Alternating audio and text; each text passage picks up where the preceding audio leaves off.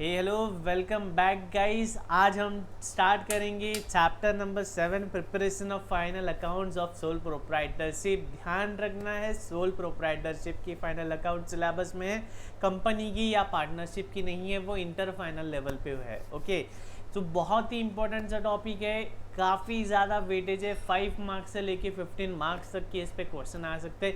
एक full fledge question आ सकता है आपको, या एक 5 मार्क का मिसिंग फिगर का क्वेश्चन आ सकता है। ओके, तो अभी जिस तरह से हमने सारे टॉपिक्स कंप्लीट किए उसी तरह से आज हम ये टॉपिक कंप्लीट करेंगे, स्टार्ट करेंगे।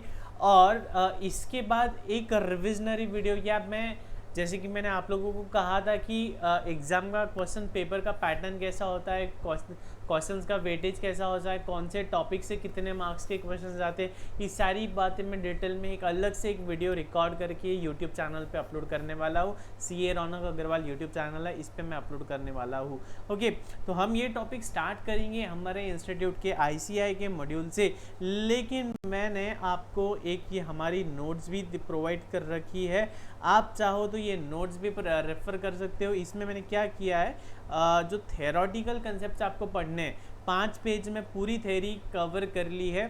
जैसे कि फॉर्मेट क्या होता है, बैलेंस शीट क्या होती है, P&L क्या होता है, ठीक है, ट्रेडिंग अकाउंट का फॉर्मेट क्या है, बैलेंस शीट का फॉर्मेट क्या है, डायरेक्ट एक्सपेंसेस फाउंडेशन लेवल पे जितने भी 10-15 क्वेश्चंस हम करने वाले हैं, उनमें जितने भी डायरेक्ट एक्सपेंसेस है उनकी एक लिस्ट बना रखी है मैंने। इनकम्स में क्या क्या आता है, गेंस में क्या आता है, एक्सपेंसेस में क्या आते हैं, operating expenses, non operating expenses, losses, तो इन सारी चीज़ों की मैंने एक लिस्ट बना रखी है। और जितने भी स्पेशल एडजस्टमेंट्स हैं पूरे इस टॉपिक में हमें यही देखने हैं, पूरे टॉपिक में हमें बस स्पेशल एडजस्टमेंट्स ही करने वाले। ये जितनी भी स्पेशल एडजस्टमेंट्स दे रखी है ना, इन सारी स्पेशल एडजस्टमेंट्स को मैंने एक ही जगह कंपाइल कर दिया है। कुछ 21 स्पेशल एडजस्टमेंट्स है, ये सारी स्पेशल एडजस्टमेंट्स आपको एक ही जगह मिल जाएगी। ओके, ये नोट्स मैंने आपको प्रोवाइड की है।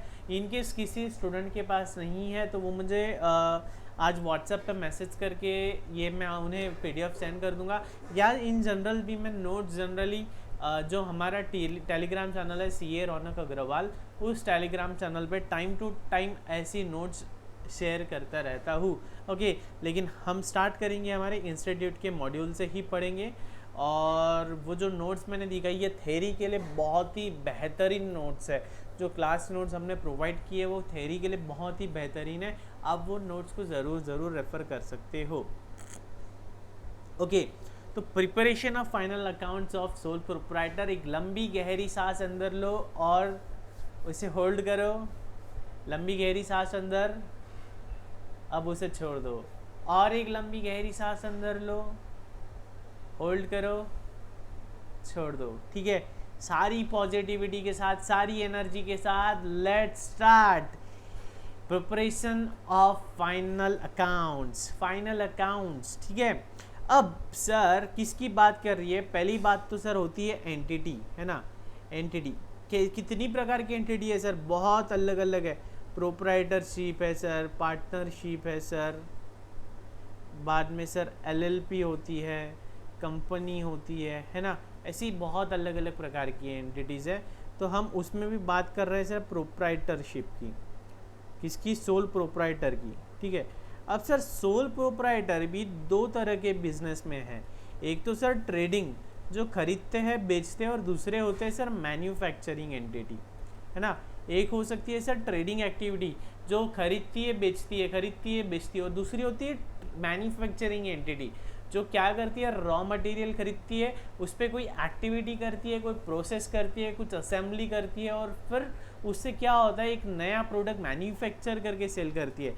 मतलब कुछ इनपुट लेती है, उस पर कुछ एक्टिविटीज़ करते हैं और आउटपुट निकलता है और उसे सेल करते हैं। तो इनपुट जो है और आउटपुट जो है वो दोनों भी अलग अलग है। ये क्या है सर? Manufacturing entity. इसके विपरीत ट्रेडिंग एंटिटी वो क्या होती है? जो इनपुट होता है या जो कमोडिटी X है उसे ही बाय करती है और उसे ही सेल करती है। ठीक है, तो ये होती है सर ट्रेडिंग एंटिटी। ठीक है, किसी स्टूडेंट को अगर डाउट्स आ रहे होंगे तो देखो फाइनल अकाउंट सबसे लास्ट में क्यों लिया? हमने पढ़ा था सर कुछ इवेंट्स होती है, है ना, कुछ बिजनेस से रिलेटेड इवेंट्स होती है, कुछ बिजनेस से रिलेटेड नहीं होती है, पर्सनल होती है। तो हमने पढ़ा था बिजनेस एंटिटी कंसेप्ट, हमने मैचिंग कंसेप्ट पढ़ा था, अक्रूवल कंसेप्ट पढ़ा था, इवेंट्स पढ़ी थी, इवेंट से कुछ ट्रांजेक्शन्स होती है ना।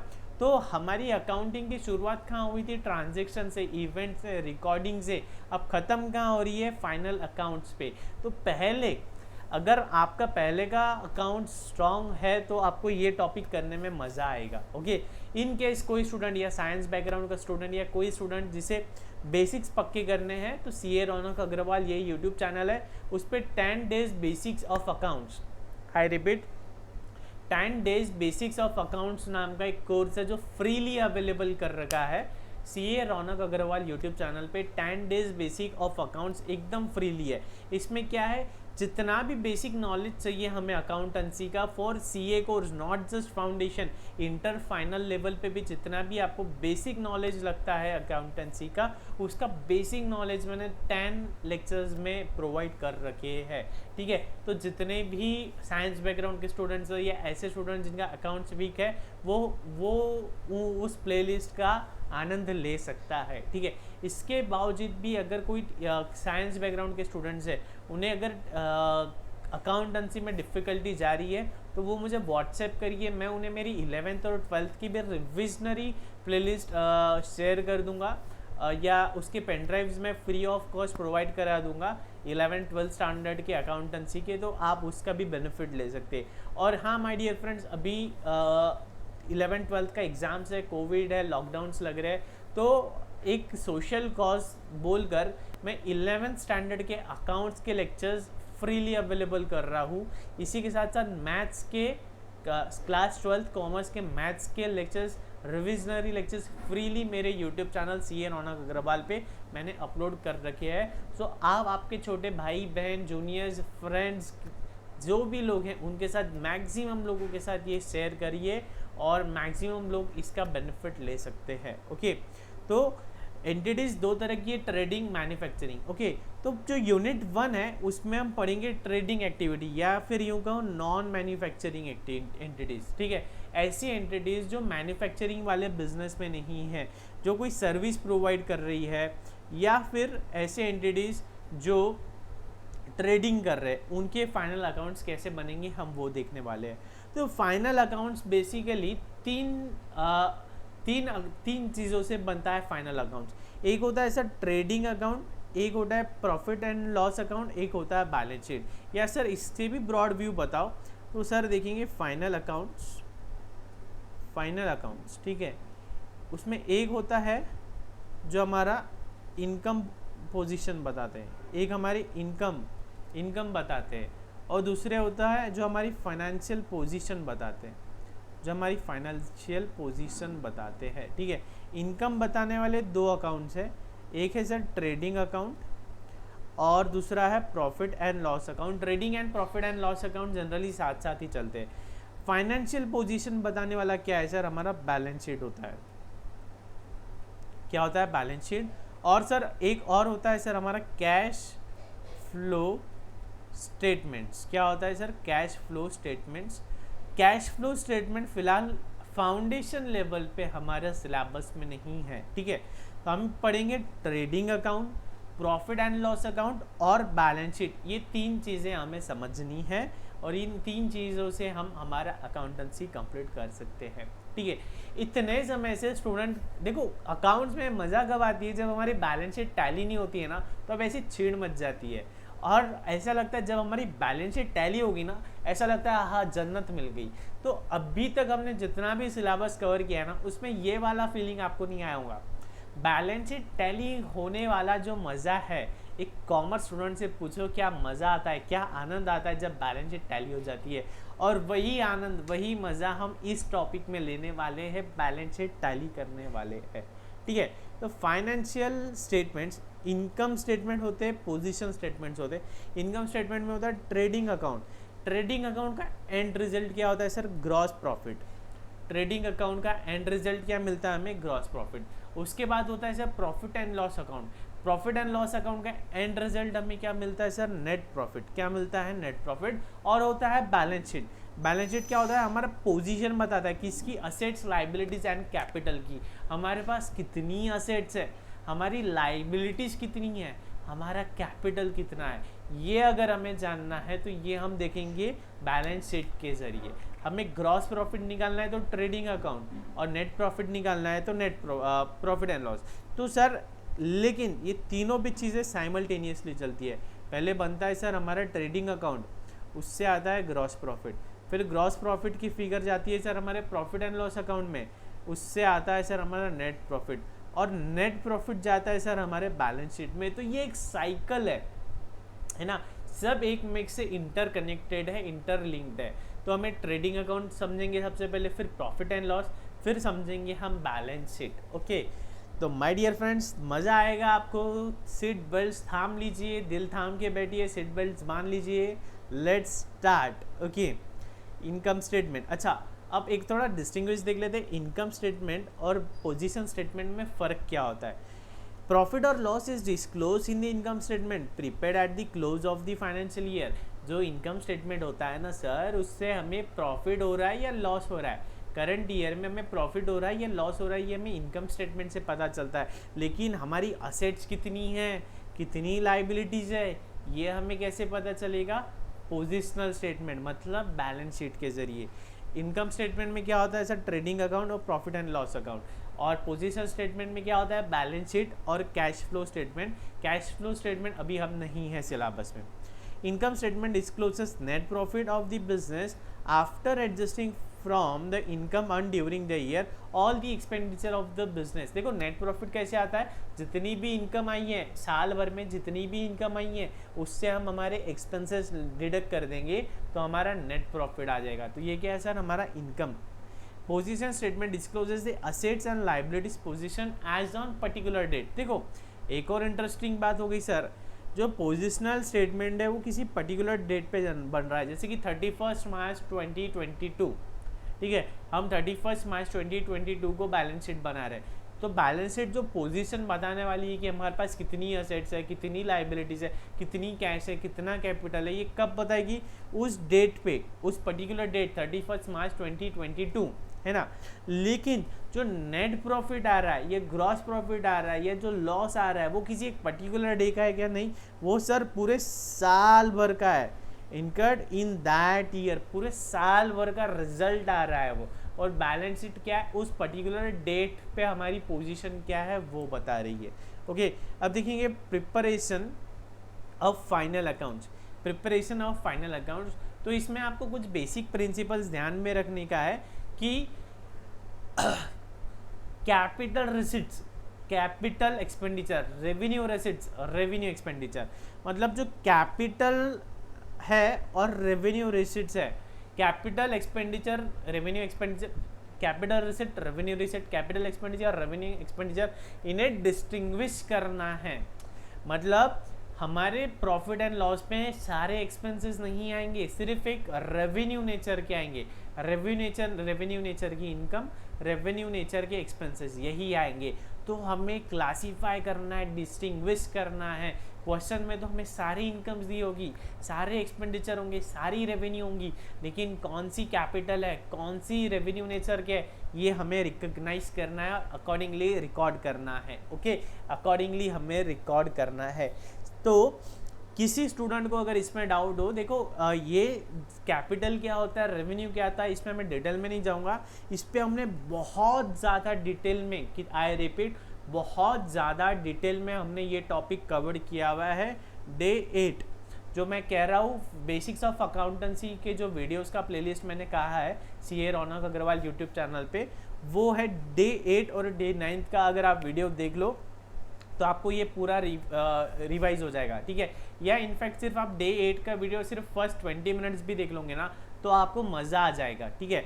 और वैसे भी वो वाला वीडियो जो डे 8 का लेक्चर है वो इतना इंपॉर्टेंट है, उस पर इंडिविजुअली 5 मार्क्स का कंपलसरी क्वेश्चन एग्जाम में आ ही जाता है। CA फाउंडेशन में कंपलसरी बोल के जो क्वेश्चन नंबर 1 होता है ना, उसमें भी आ जाता है वो। तो डे 8 का लेक्चर ज़रूर देख लीजिए आप। ओके, शायद उसका लिंक मैं, अगर यूट्यूब पे ये वीडियो अपलोड हो रहा है तो उसका लिंक शायद मैं डिस्क्रिप्शन में भी दे दूँ, नहीं दिया है तो CA रौनक अग्रवाल चैनल में जाके आपको 10 डेज बेसिक्स ऑफ अकाउंटेंसी वाली प्लेलिस्ट में जाके डे 8 का लेक्चर देखना है, capital expenditure. Okay, also income and expenses relating to a period of account should be separated from those of another period. ठीक है, हमें क्या करना है, मैचिंग कंसेप्ट फॉलो करना है। ठीक है, जो ईयर है, जैसे कि ईयर चल रहा है 2021 2022, ठीक है।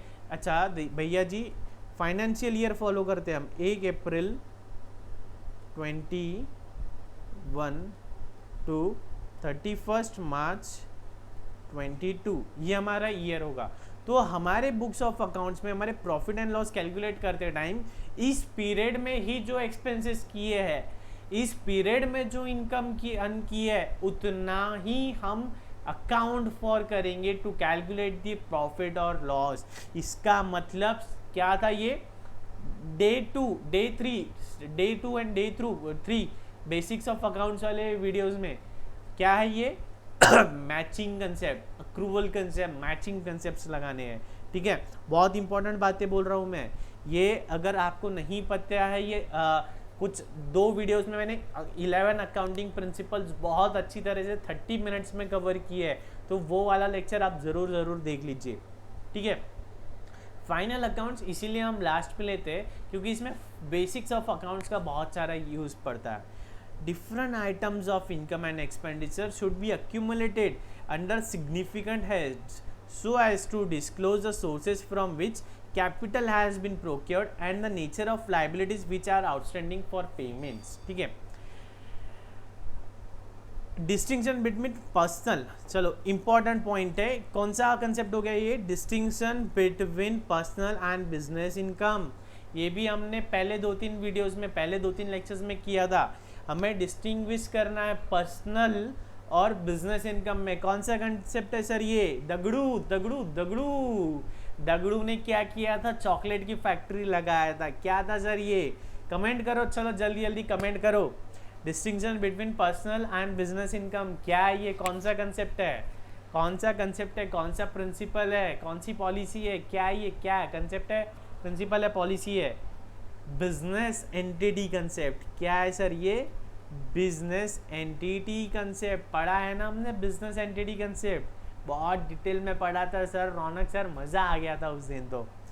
Next, distinction between capital and revenue expenditure, again वही बात कर रहे हैं हम। ठीक है, मैं ये अभी पढ़ा नहीं रहा हूँ कि बिजनेस एंटिटी कंसेप्ट क्या होता है, शॉर्ट वीडियोस बना रखिए, अगर आपको नहीं याद आ रहा है तो वो प्रीवियस वीडियोस पे जाके देख लीजिए। ठीक है, हमें सिलेबस कंप्लीट करना है तो ये वाली चीज़ें डबल से पढ़ा के कोई मतलब नहीं है। आपको वीडियो का एक्सेस 2 बार 3 बार है तो आप डेफिनेटली वहाँ जाके देख सकते हो, और इनफैक्ट हमारे यूट्यूब चैनल पे हमने ऑलरेडी फ्रीली अपलोड कर रखा है basic course. Okay, all material information to be disclose, जितनी भी इंपॉर्टेंट बातें हैं सारी बातें डिस्क्लोज करो। हम क्या पढ़ रहे हैं कि हम जो फाइनेंशियल स्टेटमेंट्स बनाते हैं तो वो कैसे बनाना है, तो बनाते टाइम पे जितनी भी इंपॉर्टेंट बातें हैं ना सब डिस्क्लोज करो। जैसे कि हमारे पास कुछ इन्वेंट्री है जो ऑब्सोलेट होगी, आउट ऑफ डेट हो गई या डैमेज हो गई, तो उसकी कीमत हमने खरीदी थी 10,000 में, लेकिन अब 10,000 में बिकेगी क्या, नहीं, कितने में बिकेंगी, सिर्फ 6,000 में, तो बुक्स में वो सिर्फ 6,000 पे रिकॉर्ड करनी है। कॉस्ट और एनआरवी ये भी पढ़ा था इन्वेंट्रीज में, है ना। या हमारा ये साल सैलरी का एक्सपेंसेस बढ़ गया है, क्यों, क्योंकि हमने बोनस बहुत पे किया है, ये आने वाले समय में बोनस पे करने वाले हैं, तो वो भी डिस्क्लोज करना है हमें। Record only current period transaction, matching concept, सिर्फ इसी पीरियड की इनकम, सिर्फ इसी पीरियड की एक्सपेंडिचर हमें रिकॉर्ड फॉर करने हैं। Only transactions completed before close of account should be given effect. Only transactions completed before close of accounts, 31 मार्च के पहले जो ट्रांजेक्शन्स कंप्लीट हो रहे हैं उन्हें ही हम रिकॉर्ड करेंगे। सर हमने 28 मार्च को 10 लाख का गुड्स सेल किया, ठीक है, लेकिन कंडीशन क्या थी, सब्जेक्ट टू अप्रूवल, सामने वाले पार्टी वो एक्सेप्ट करेंगी तो हम उसे सेल मानेंगे। ठीक है, हमने 28 मार्च को भेजा है, सामने वाली पार्टी को 30 मार्च को मिल भी गया है, लेकिन 31 मार्च तक हमें कोई अप्रूवल नहीं मिला है अभी तक। अप्रूवल करने की कितने 15 दिन का टाइम है उसके पास, तो अभी तक अप्रूवल मिला है क्या? नहीं सर, हमने तो बेच दिया, सामने वाली पार्टी को मिल भी गया, रिकॉर्ड कर लेते ना 10 लाख का सेल। नहीं भैया जी, sale of goods on approval basis, again पीछे जाओ, sale of goods on approval basis, तो हम इसे सेल मानेंगे क्या? नहीं, क्योंकि अप्रूव नहीं हुआ, जो कंडीशन है, जो इवेंट है होनी चाहिए थी, वो अभी तक नहीं हुई है। तो only transactions completed before the due date, before the close of accounts ही हम रिकॉर्ड करेंगे, ठीक है। अब inter relationship of the two statements, ये क्या है sir? Profit and loss statement का और बैलेंस शीट का क्या रिलेशन है, क्या रिश्ता है, क्या नाता है, ये देखेंगे। प्रॉफिट एंड लॉस स्टेटमेंट क्या है sir? Profit and loss statement क्या था सर? देखो पीछे आओ, क्या था हमारा? इनकम स्टेटमेंट था। और बैलेंस शीट क्या थी सर? हमारी पोजीशन स्टेटमेंट थी, है ना। अब सर हमने किसी को सैलरी पे की है, तो वो कहाँ आएगा? एक्सपेंडिचर है, ट्रेडिंग या प्रॉफिट एंड लॉस में आएगा। 11th-12th का ज्ञान यूज़ करो, हमने किसी को सैलरी पे की है तो वो कहाँ आएगा? ट्रेडिंग या प्रॉफिट एंड लॉस में आना चाहिए, ठीक है। लेकिन हमें सैलरी पे करना था, जितनी भी पे करना था उससे हमने कुछ कम पे किए, कुछ हमारा आउटस्टैंडिंग है, जैसे कि हमने 25,000 की सैलरी पे कर दी तो वो हमने डेबिट कर दिया। अब मान लीजिए 1500 की सैलरी हमें और पे करनी है, 1500 की सैलरी हमें और पे करनी है, लेकिन अभी तक हमने पे नहीं किया, तो प्रॉफिट एंड लॉस में आएगी क्या? ये प्रॉफिट एंड लॉस में लिखना पड़ेगा क्या? ये 1500 की सैलरी प्रॉफिट एंड लॉस में लेना पड़ेगा क्या? यस सर, बिल्कुल लेना पड़ेगा, क्योंकि इस पीरियड का कंसेप्ट, लेकिन मैंने पे नहीं किया, इस पीरियड का कंसेप्ट सर मैंने पे नहीं किया, इस पीरियड का कंसेप्ट, इस पीरियड का खर्चा है वो, इस पीरियड का जो भी खर्चा है, चाहे हमने पे किया हो या नहीं किया हो, इनकर हो गया, अक्रू हो गया, हमें पे करना है, लाइबिलिटी क्रिएट हो गई, तो क्या होगा? प्रॉफिट एंड लॉस को वो डेबिट होगा। तो प्रॉफिट एंड लॉस को जितना भरा है 25,000, वो तो डेबिट होगा ही होगा, साथ में जो देना है आउटस्टैंडिंग सैलरीज वो भी डेबिट होगा, तो कुल मिला के 26,500 की सैलरीज डेबिट होनी चाहिए हमारी। कितनी? कुल मिला के 26,500 की सैलरीज डेबिट होनी चाहिए। लेकिन इसका बैलेंस शीट में कोई इम्पैक्ट आएगा क्या? देखो ये 25,000 भी बैलेंस शीट में आएगा लेकिन कैसे आएगा? नेट प्रॉफिट या नेट लॉस के जरिए आएगा। नेट प्रॉफिट का जो फिगर आएगा ना उसके अंदर रहेगा वो।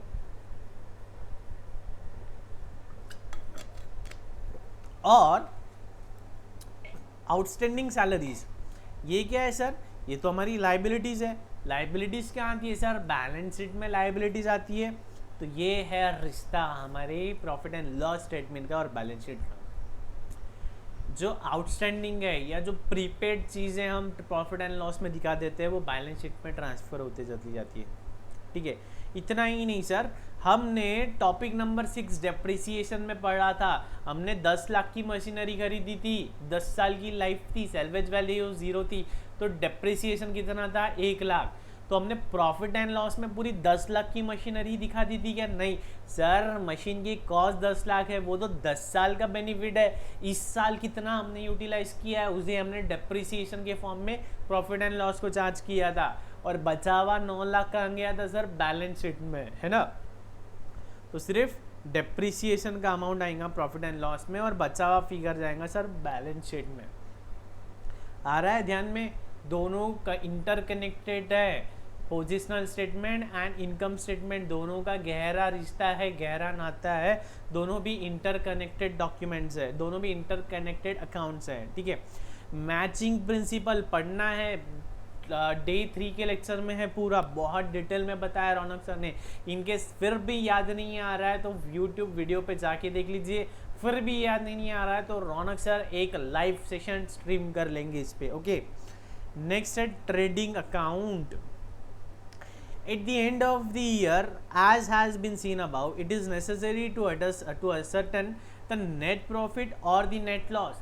भैया जी साल भर हमने बिजनेस किया, साल भर हमने ट्रांजेक्शन्स किए, खरीदा बेचा, मैन्युफैक्चर किया, सर्विसेज प्रोवाइड की, तो हमें जाहिर सी बात है कि 365 दिन जो हमने काम की, जो मेहनत की, उससे एक्चुअल में कोई प्रॉफिट हो भी रहा है क्या, या हमसे सिर्फ लॉस ही लॉस हो रहा है, हम एक्चुअल में कुछ अर्न कर भी रहे हैं क्या, ये हमें पता होना चाहिए।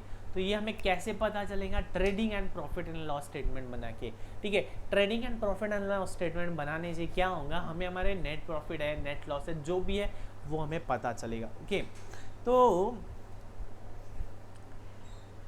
for this purpose it is necessary to know the gross profit or gross loss. Gross profit is the difference between the selling price and the cost of goods sold. For a trading firm, the cost of goods sold can be ascertained by adjusting the cost of goods still on hand at the end of the year against the purchases. It is done as follows. ठीक है, ठीक है, simple सी बात है। Trading account में हमें क्या पता चलता है, ग्रॉस प्रॉफिट पता चलता है कि कितने का गुड्स खरीदा, कितना बेचा है। लेकिन उसमें क्या होता है, हम पढ़ रहे हैं मैचिंग कंसेप्ट हमें लगाना है, तो सिर्फ उतने ही चीज़ें, उतना ही अमाउंट का गुड्स डेबिट होना चाहिए जितना हमने इस साल में यूज़ किया है या इस साल में हमने सेल किया है, ठीक है। तो हम क्या करते, ट्रेडिंग अकाउंट बना लेते, उसमें टू ओपनिंग स्टॉक डेबिट कर देते, मतलब जो भी खर्चे होते हैं वो डेबिट करते हैं, जो भी इनकम होती है वो क्रेडिट करते हैं। तो ओपनिंग स्टॉक हम डेबिट कर देते हैं। चलो ये भी मैंने बताया था बेसिक में, फिर भी बता रहा हूँ। हमने कुछ परचेस किया, परचेसेस भी डेबिट कर देते हैं, ठीक है। लेकिन एंड में कुछ इन्वेंट्री बच गई है, ठीक है, लेकिन एंड में कुछ इन्वेंट्री बच गई है, उसका कॉस्ट भी तो सर ये परचेसेस में या ओपनिंग स्टॉक में हमने डेबिट कर दिया है, जो कि गलत है। मैचिंग कंसेप्ट लगाना है, वो हमने खर्चा किया है लेकिन उससे जो बेनिफिट हुआ है, जो सेल्स हुआ है, जो इनकम होने वाली है वो इस साल में हुई है क्या सर, नहीं हुई है, तो वो यहाँ नहीं आना चाहिए, उतना लेस करना चाहिए, क्लोजिंग स्टॉक उतना लेस होना चाहिए। तो क्या करते हैं हम, डेबिट किया है ना, तो यहाँ हम क्रेडिट कर देंगे बाय क्लोजिंग स्टॉक। क्या कर देंगे, बाय क्लोजिंग स्टॉक करके हम लेस कर देंगे, ठीक है। तो इससे हम एक फॉर्मूला बना सकते हैं, opening stock plus purchases less cost of goods sold equals to closing stock, equals to closing stock. Direct expenses भी ऐड होंगे। डायरेक्ट एक्सपेंसेस क्या होंगे हम आगे देखेंगे कि मैन्युफैक्चर करने में जो भी खर्चा आ रहा है या ट्रेडिंग में जो भी हमारे डायरेक्ट एक्सपेंसेस है, शॉप का रेंट है, लाइट बिल है, फ्रेट है, लोडिंग अनलोडिंग है, हमाली चार्जेस है, ये सारी चीज़ें हम इसमें ऐड करते हैं डायरेक्ट एक्सपेंसेस में, ठीक है। तो एग्जांपल ले लेते हैं, cost of unsold goods at the beginning of the year, मतलब 15,000 की हमारे पास क्या है, ओपनिंग इन्वेंट्री है। परचेज हमने किया है इस साल 1,50,000 का, तो टोटल कितना डेबिट कर दिया हमने, 1,65,000। कितना, 1,65,000 cost of sold goods during the year. लेकिन इस साल हमने बेचा कितना है, सिर्फ 1,45,000 का माल बेचा है, मतलब 20,000 का अभी भी हमारे पास रॉ मटेरियल, 20,000 का हमारे पास अभी भी हमारे स्टॉक में, हमारे इन्वेंट्री में रखा हुआ है ना। 20,000 का अभी भी हमारे इन्वेंट्री में रखा हुआ है, जिसे हम कहेंगे क्लोजिंग स्टॉक, ठीक है। आ रहा है मज़ा। चलो ट्रेडिंग अकाउंट का फॉर्मेट देख लेते हैं। 11th-12th में हमने देखा है, फिर भी एक बार फिर से अच्छे से रिवाइज कर लेंगे। तो सबसे पहले क्या होता है, टू ओपनिंग स्टॉक। देखो ओपनिंग स्टॉक मतलब क्या होता है, मैं ये बहुत बेहतरीन चीज़ बताने वाला हूँ, कोई नहीं बताएगा आपको ये बात। Opening stock profit and loss को डेबिट हो रही है, क्यों, पिछले साल की इन्वेंट्री है सर, वो ये साल क्यों डेबिट हो रही, पिछले साल की थी भैया, लेकिन वो यूटिलाइज नहीं हुई, तो हमने क्या किया, उसको क्लोजिंग स्टॉक में डाल दिया, है ना, मैचिंग कंसेप्ट। अब वो यूटिलाइज कब होने वाली है, इस साल में, तो इस साल ट्रेडिंग अकाउंट को डेबिट करना है, तो इसलिए ट्रेडिंग अकाउंट को डेबिट कर देते हैं हम to opening stock, to opening stock, ठीक है। उसी तरह क्लोजिंग स्टॉक इस साल हम यूज़ कर रहे हैं क्या, नहीं, अगले साल होने वाला है, तो वो हम कर देते हैं क्रेडिट, वो हम कर देते हैं क्रेडिट, ठीक है। बाद में जो परचेसेस करते हैं ना, परचेसेस क्या है, खर्चा है सर, डायरेक्ट एक्सपेंसेस है परचेस मतलब ही, तो वो क्या कर देंगे, डेबिट। लेकिन हम कुछ परचेस करते हैं, तो परचेस करने के बाद में अगर हमारे पसंद की क्वालिटी का नहीं आया, डैमेज है या और कोई रीज़न है, उस कोई भी रीज़न की वजह से हम क्या कर रहे हैं, रिटर्न कर रहे हैं, तो हमने तो पूरा डेबिट किया। मान लीजिए हमने 1 लाख का गुड्स खरीदा है, तो हमने 1 लाख तो डेबिट कर दिया, उसमें से 5,000 का हमारे काम का नहीं है, हमने लौटा दिया, हमने लौटा दिया, तो क्या करेंगे, 5,000 से कम कर देंगे, है ना। रिटर्न आउटवर्ड क्या कर देंगे, लेस कर देंगे, या फिर रिटर्न आउटवर्ड हम यहाँ लिखेंगे by purchase return, by purchase return. Okay, बात आ रही है ध्यान में, समझ में आ रहा है, बाय परचेज रिटर्न बोल के हम यहाँ दिखा देंगे, ठीक है। बाद में क्या आएगा sir, direct expenses. Direct expenses मतलब क्या होता है, जो हमारे बिजनेस करने के लिए इनएविटेबल है, ऐसे एक्सपेंसेस जो हम अवॉइड नहीं कर सकते। हम जो बिजनेस कर रहे हैं, हमारे बिजनेस में ये खर्चे लगने ही हैं, ऐसे एक्सपेंसेस को हम कहेंगे डायरेक्ट। फ्रेट एंड कैरियर्स, माल खरीदा माल बेचा तो भाड़ा तो देना ही पड़ेगा। Customs and insurance, wages salary हो गई ये, गैस वाटर एंड फ्यूल है ना, factory expenses, royalty on production, तो ये सारे क्या आ जाएंगे, ये आ जाएंगे सर हमारे डायरेक्ट एक्सपेंसेस। क्या आ जाएंगे, डायरेक्ट एक्सपेंसेस। बाद में रेवेन्यू में क्या आएगा, बाय सेल्स, ठीक है। सेल्स जितना भी किया वो आ जाएगा रेवेन्यू में, ठीक है। बाद में कुछ रिटर्न हुआ, वापिस हमें मिला, तो वो क्या आएगा, रिटर्न इनवर्ड। वो कहाँ आएगा सर, रिटर्न इनवर्ड में आ जाएगा, ठीक है। एंड में क्या मिलेगा हमें, एक तो ग्रॉस प्रॉफिट मिलेगा, अगर क्रेडिट साइड ज़्यादा है तो हमें क्या मिलेगा, ग्रॉस प्रॉफिट। लेकिन अगर डेबिट साइड ज़्यादा है तो हमें क्या मिलेगा, ग्रॉस लॉस, है ना। क्रेडिट साइड ज़्यादा है तो ग्रॉस प्रॉफिट मिलेगा, डेबिट साइड ज़्यादा है तो ग्रॉस लॉस मिलेगा। दोनों में से एक ही चीज़ अकर होने वाली है, ओके। दोनों में से एक चीज़ अकर होने वाली है। So this was the format of trading account, ठीक है। मोस्टली इतनी ही आइटम्स हमारे ट्रेडिंग अकाउंट में आएंगे।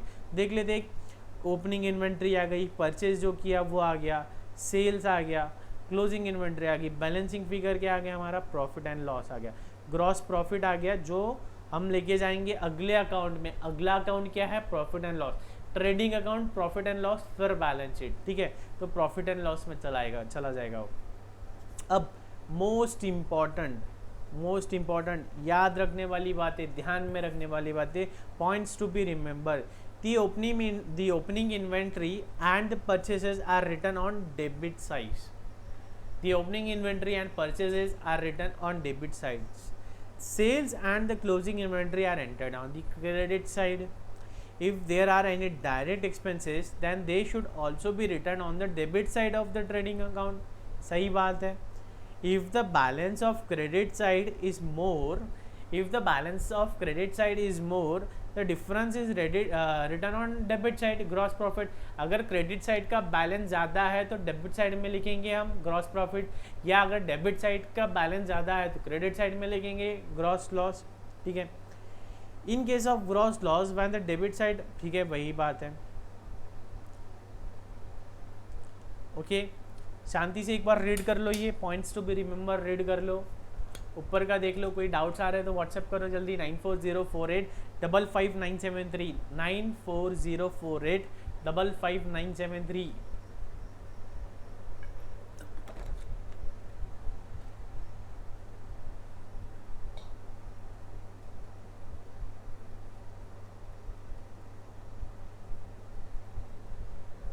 ओके, ठीक है। अब देखेंगे ट्रेडिंग अकाउंट्स के हमारे एक्चुअल में आइटम्स क्या क्या है। सबसे पहले सर ओपनिंग इन्वेंट्री, ठीक है। पिछले साल की क्लोजिंग थी तो इस साल की ओपनिंग हो गई।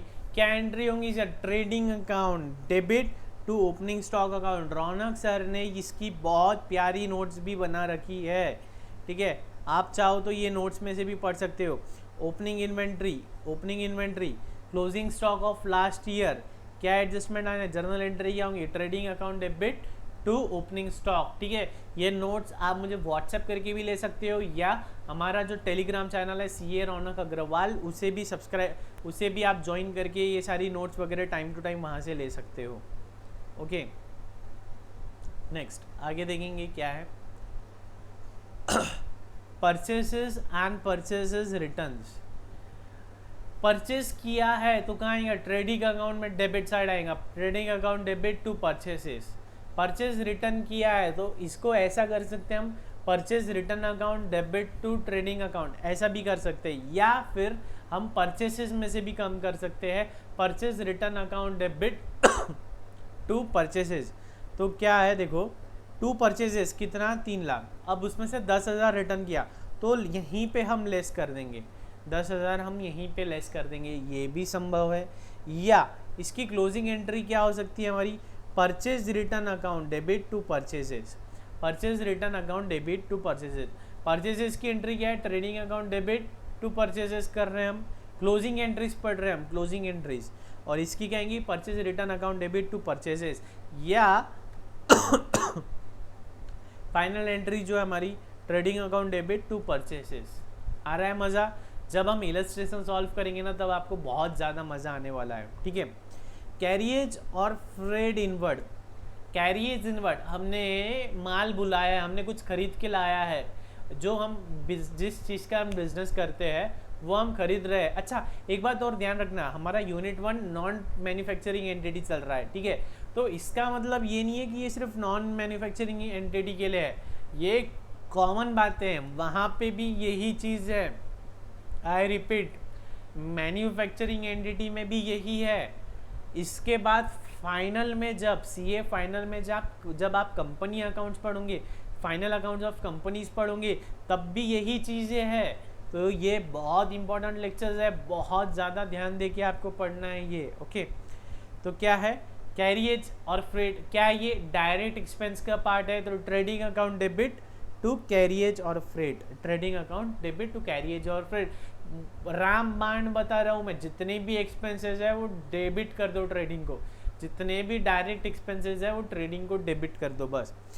वेजेस मतलब जो हमारे गोडाउन में या हमारे स्टोर में या हमारे दुकान में जो लेबर्स है, जो वर्कर्स है, उनको पेमेंट कर रहे हैं, उसे हम वेजेस कह रहे हैं। बेसिक्स वाले वीडियोस में है ये। तो ये भी क्या है, ट्रेडिंग को डेबिट हो जाएगा, ट्रेडिंग को डेबिट हो जाएगा। नेक्स्ट सेल्स, सेल्स क्या है सर, इनकम है, ट्रेडिंग को क्रेडिट करो, sales account debit to trading account, ठीक है। Sales account debit to trading account. Sir कुछ सेल्स रिटर्न भी आया है, कुछ सेल्स रिटर्न भी आया है, तो क्या करेंगे, सेल्स रिटर्न भी आया है तो sales account debit to sales return.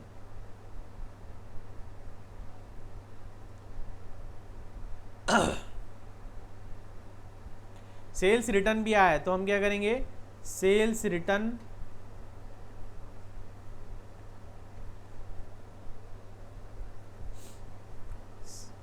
पहली एंट्री हमारी ये होगी sales account debit to trading account, ठीक है, sales account debit to trading account. लेकिन अगर सेल्स रिटर्न आ रहा है तो sales return account debit to sales कर देंगे, ठीक है।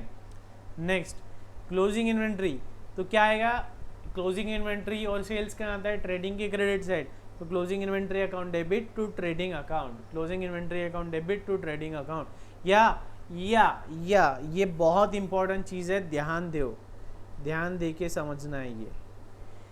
हमने आज तक 11th स्टैंडर्ड में देखा है कि जो भी क्लोजिंग इन्वेंट्री है वो ट्रेडिंग के क्रेडिट साइड आता है। आई रिपीट, जो भी क्लोजिंग इन्वेंट्री है वो ट्रेडिंग के क्रेडिट साइड आता है, हमने ये बात देखी थी ठीक है। लेकिन हम क्या कर सकते हैं, जो क्लोजिंग इन्वेंट्री है ना वो हम परचेसेस में ही एडजस्ट कर ले सकते हैं, वो क्या कर सकते हैं, हम परचेसेस में ही एडजस्ट कर सकते हैं। जैसे कि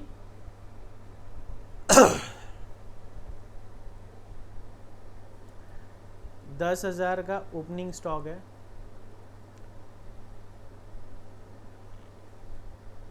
2 लाख का परचेसेस है और सेल्स हुआ कुछ सेल्स है और क्लोजिंग स्टॉक है कितना, 30,000 का हमारा क्लोजिंग स्टॉक है समझ लो, ठीक है। अच्छा, क्लोजिंग स्टॉक कैसे आता है, क्या वैल्यू पे आता है, कॉस्ट और NRV which ever is less, पढ़ाया था ना रौनक सर ने ये, क्लोजिंग स्टॉक कैसे वैल्यू करते हैं हम, कॉस्ट और NRV which ever is less, ठीक है। तो 30,000 का हमारा क्लोजिंग इन्वेंट्री है साहब, तो ये हमारा नॉर्मल प्रेजेंटेशन है, ठीक है। लेकिन हम क्या कर सकते हैं, ये जो क्लोजिंग इन्वेंट्री है ये आया कहाँ से है, ये हमने क्रेडिट क्यों किया है, क्योंकि इतना हमने पहले सर डेबिट कर दिया था, लेकिन वो मैचिंग कंसेप्ट के अकॉर्डिंगली हमारा इस साल यूज़ नहीं हुआ है, तो हमने उसको यहाँ क्रेडिट कर दिया। डेबिट कहाँ हुआ था, वो डेबिट यहाँ हुआ था, ये जो 2 लाख है ना या ये जो 10,000 है ना, उसी में से ये क्लोजिंग इन्वेंट्री बचा हुआ है, उसी में से ये क्लोजिंग इन्वेंट्री बचा हुआ है। तो नॉर्मली हम एंट्री करते हैं closing inventory account debit to trading, ठीक है, या हम ऐसा कर सकते हैं closing inventory account debit to purchases, closing account closing inventory account debit to purchases, ये भी संभव है, ये भी पॉसिबल है। ये जो परचेसेस है ना, इसी में एडजस्ट कर लो, ठीक है।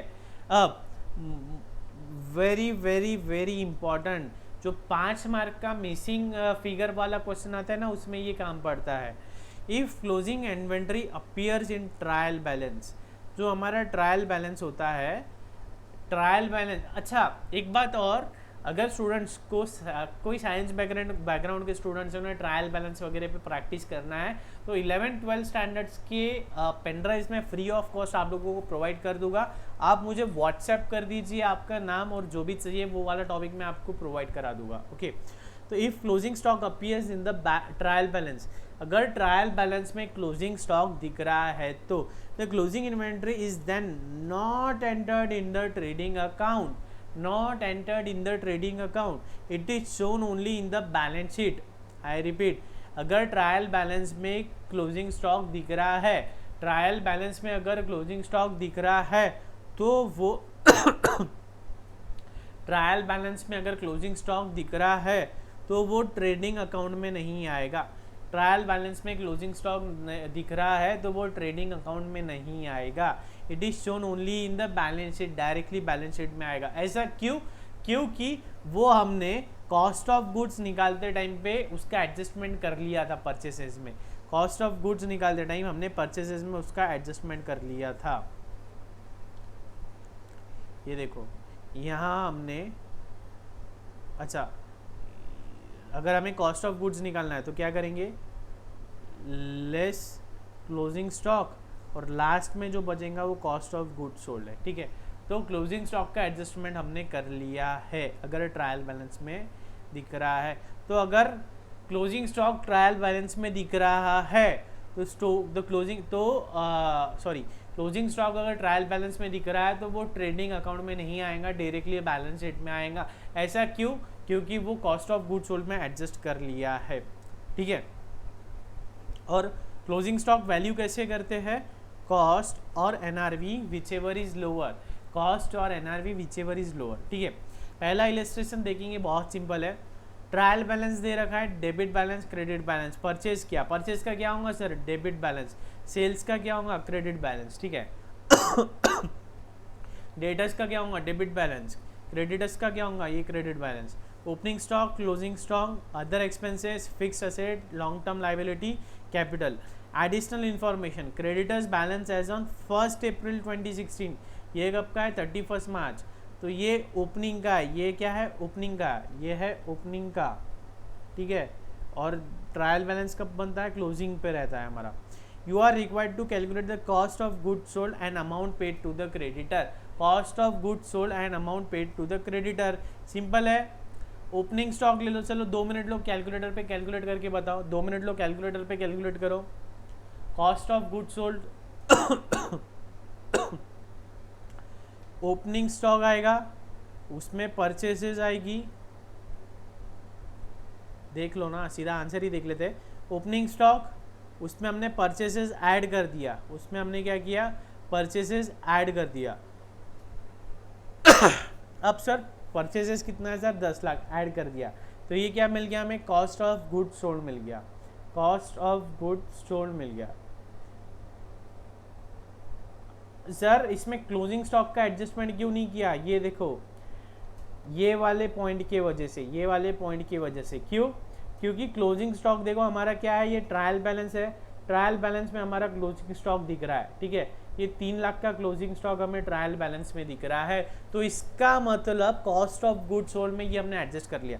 जनरली क्या आता था हमारा, opening stock plus purchases minus closing stock equals to cost of goods sold आता था। मतलब हमारा नॉर्मल, अगर बच्चा पढ़ाई नहीं करता या रौनक सर से पढ़ता नहीं है तो वो क्या करता था, 2 लाख रुपए ओपनिंग स्टॉक, 10 लाख रुपए परचेसेस और कितना क्लोजिंग स्टॉक, और 3 लाख रुपए क्लोजिंग स्टॉक, 3 लाख रुपए क्लोजिंग स्टॉक, ऐसा सॉल्व करता था।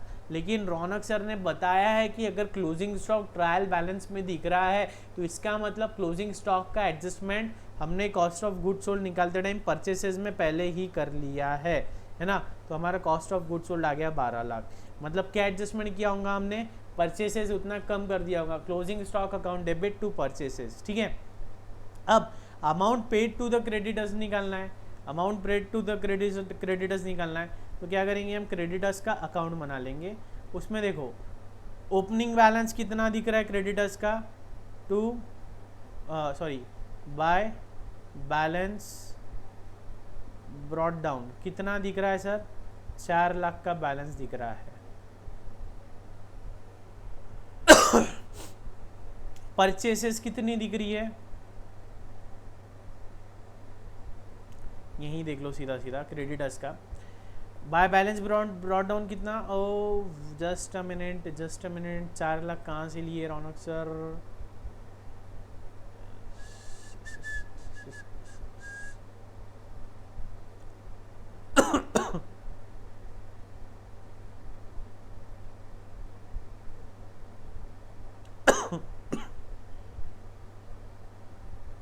हाँ क्रेडिटर का ओपनिंग बैलेंस कितना है सर, 3 लाख दिख रहा है, ठीक है। क्रेडिट बैलेंस दिख रहा है 3 लाख। परचेसेस कितने हुए सर, हमारे इसमें दिख रहे हैं सर 10 लाख के परचेसेस हुए, 10 लाख के परचेसेस हुए, और हमने 10 लाख के परचेसेस हुए, और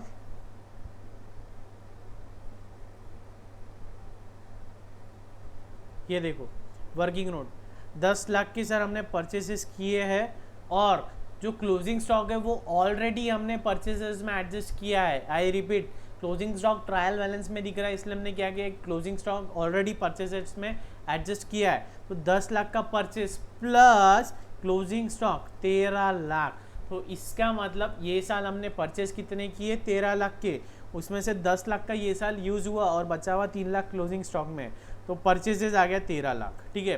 क्लोजिंग वैल्यू कितनी है क्रेडिटर्स की सर, 4 लाख, क्लोजिंग वैल्यू कितनी है सर, 4 लाख। तो बैलेंसिंग फिगर जो बचा है उतना हमने पेमेंट कर दिया, बैलेंसिंग फिगर जो बचा है उतना हमने पेमेंट कर दिया। है मज़ेदार? चलो कॉपी कर लो, कॉपी कर लो।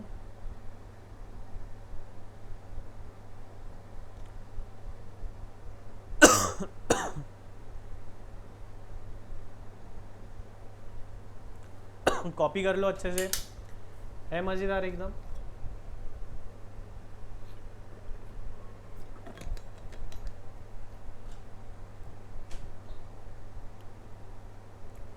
देखो cost of goods sold calculate कैसे किया हमने, ओपनिंग स्टॉक प्लस परचेसेस किया तो कॉस्ट ऑफ गुड्स सोल्ड मिल गया। क्यों? क्योंकि क्लोजिंग इन्वेंट्री ट्रायल बैलेंस में थी, मतलब कॉस्ट ऑफ गुड्स सोल्ड में परचेसेस में वो हमने सेटल कर लिया। अगर ट्रायल बैलेंस में क्लोजिंग इन्वेंट्री नहीं होती तो हम क्या करते थे, ये वाला फॉर्मूला यूज़ करते थे। क्या? ये वाला, यहाँ लिखा हुआ भी है। कॉस्ट ऑफ गुड्स सोल्ड कैसे निकालते थे हम, opening plus purchases minus closing minus purchase return. ये कंफ्यूज हो रहा होगा तो परचेज रिटर्न को एक बार का भूल जाओ, ठीक है। इस तरह से हम closing cost of goods sold निकालते थे, ठीक है। आया मज़ा? ठीक है।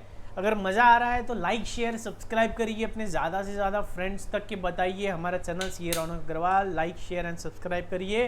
Here I am CA Raunak Agrawal signing off, take care, love you all, bye bye.